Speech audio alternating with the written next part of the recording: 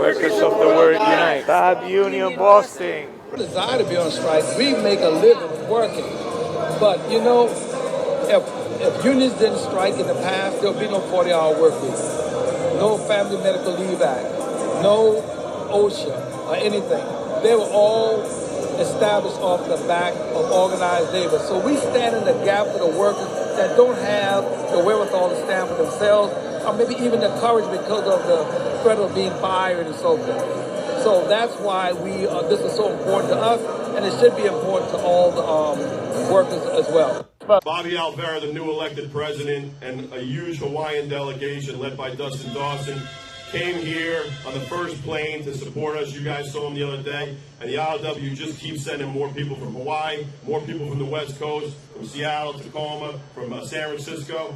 So please, please give a warm ILA round of applause for my brother John Stack from Tacoma.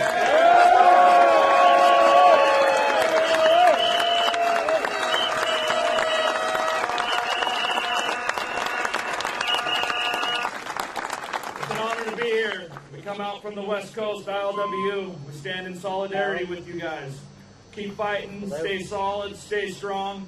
Global solidarity is real. International solidarity is real. Stay united. Keep fighting. Thank you. Thank you. I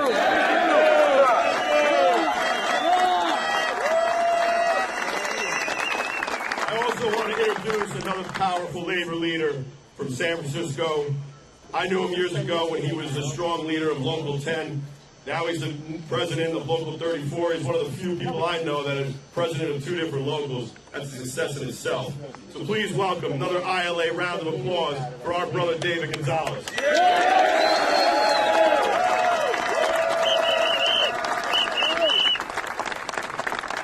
One of my biggest weaknesses, I'm not trying to I can speak well in crowds, but I'll tell you what, we are with you every step of this. You are not alone. You look around and see maybe 1,000 or more people. You've got people all across the country. You've got people on the West Coast. If they try to divert anything, it's an exercise in futility. We are not going to move any of your cargo. Yeah. They don't like us, and we don't care. All right? We are here out of solidarity. You guys have been very good to us. We're trying to be equally as good to you. The struggle that you're going through is our struggle. Any of you are down, we're down with you. Everybody needs to understand that. All right? Thank you, and power to the ILA.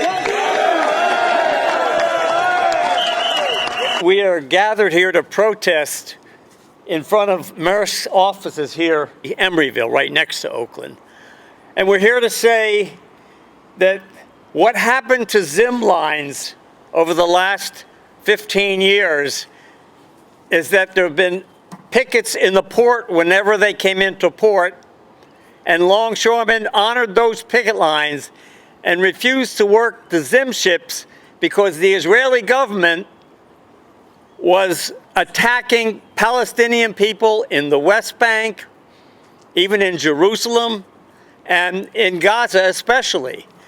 And that happened periodically, actually over the 20 years.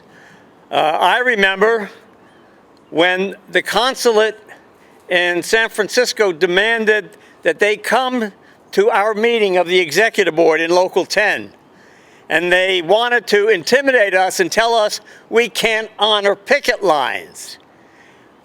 We didn't even let them in the building. We kicked them out. We're going to take care of our business, and we continue to honor picket lines around the Zim line ships. So Maersk, well, I'll put you on notice.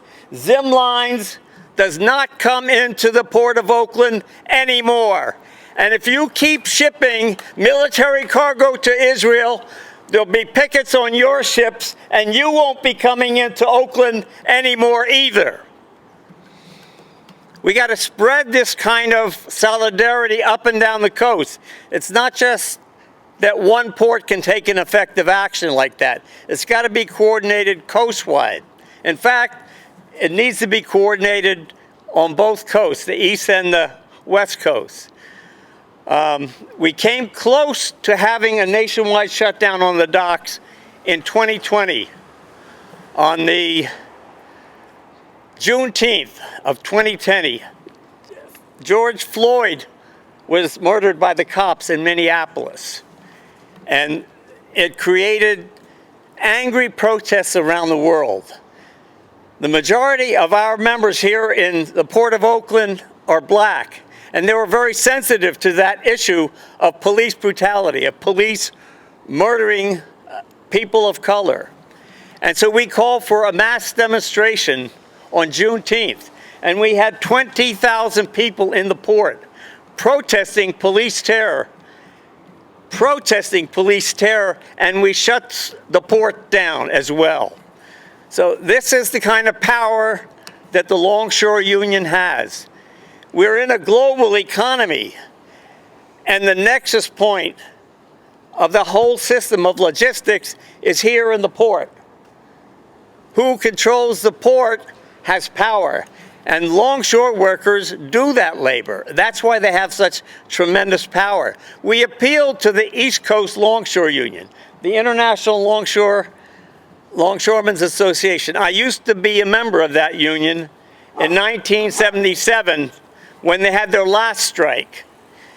And the president of the ILWU here on the West Coast called the president of the ILA on the East Coast, Teddy Gleason, and he said, we've got ships coming into port here that have diverted cargo that were supposed to go to the Gulf and the Atlantic for delivery in those ports.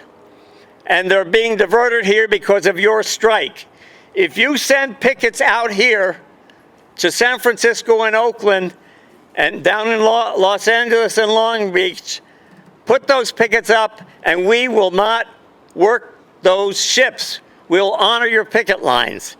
And that's the kind of power that won the strike in 1977. One of the pickets that came out here from New York, New Jersey, the port, the big port on the East Coast, was a guy named Harold Daggett.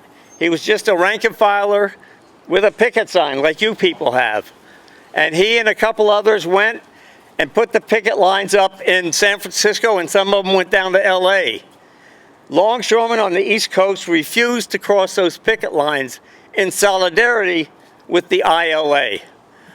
So that's what trade union solidarity is about.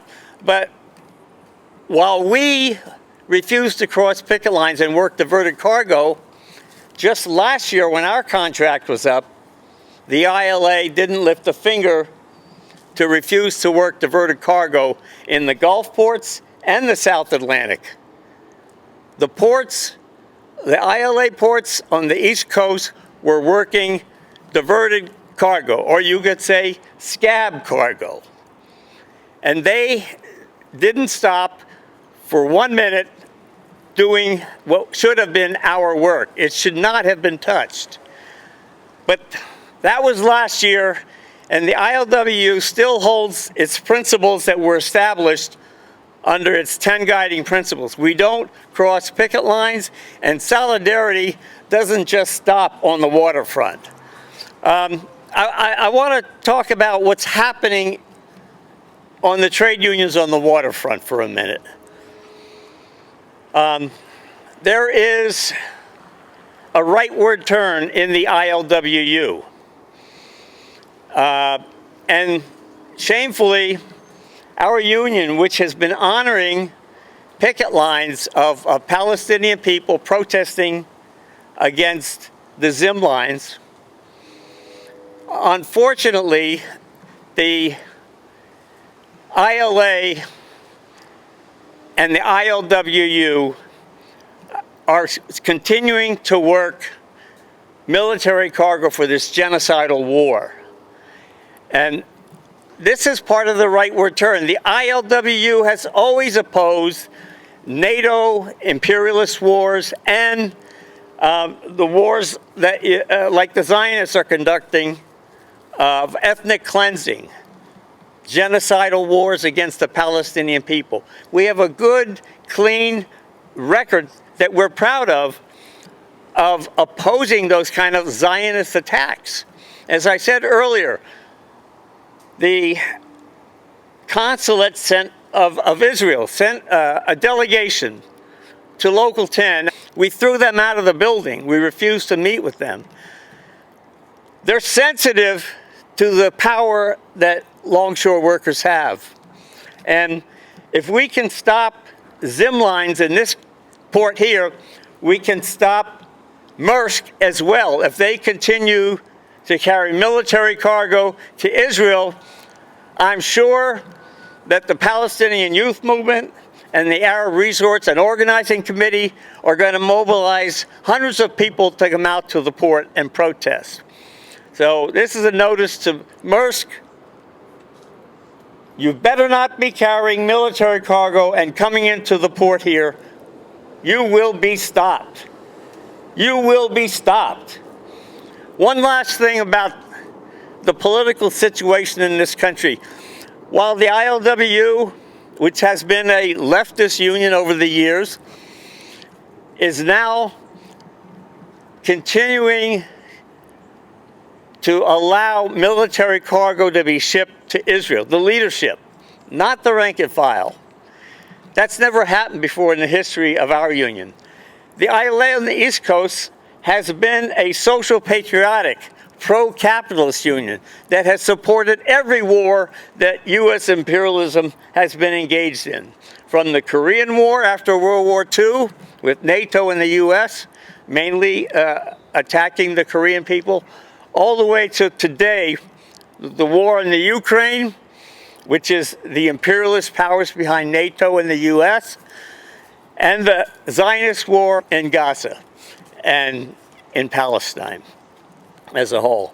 So one last thing politically is both the presidents of the ILA and the ILWU are of the opinion that the way they get decent contracts is by cozying up to the powers that be, if it's the Democratic Party in the White House or the Republican Party. So Willie Adams, the president of the ILWU, while we were negotiating last year for a longshore contract, went to the White House on numerous occasions and on a ship down in the port of Los Angeles to pose for pictures with Biden by currying favor, he thought, with the CEO of the capitalist class, that Biden was going to help in our negotiations. That never happened, okay? And a lot of the members were upset with the contract that was shoved down our throats. On the East Coast, Harold Daggett is the president of the union, the guy who came out to Oakland, San Francisco in '77 with a picket sign. He supports the Gaza war. They've always supported every war by U.S. imperialism. And he, instead of going to Biden, he's been going to Trump. He went down to Mar-a-Lago to meet with Trump. And there's a quote by him saying, well, Trump is going to take care of the automation for us if he gets elected. Or he's going to get rid of anti-labor legislation if he's elected. I don't know what the two presidents of these ILA and ILWU unions are smoking, but the way to win a decent contract is not by cozying up to the president and former president. It's the muscle of the rank and file.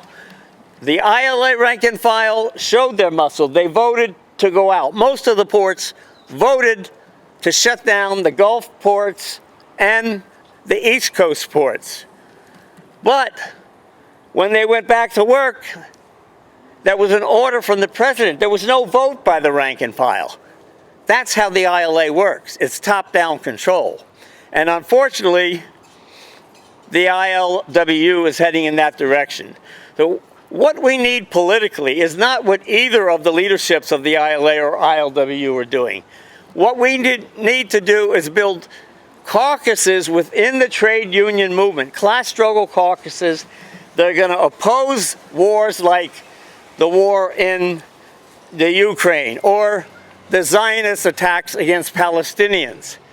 We need to build class struggle caucuses in the trade unions to oust these phony leaders that pretend like they're representing the rank and file, but they don't. We need to get rid of them. We need to build our own party, a revolutionary workers' party that can take on the capitalist class.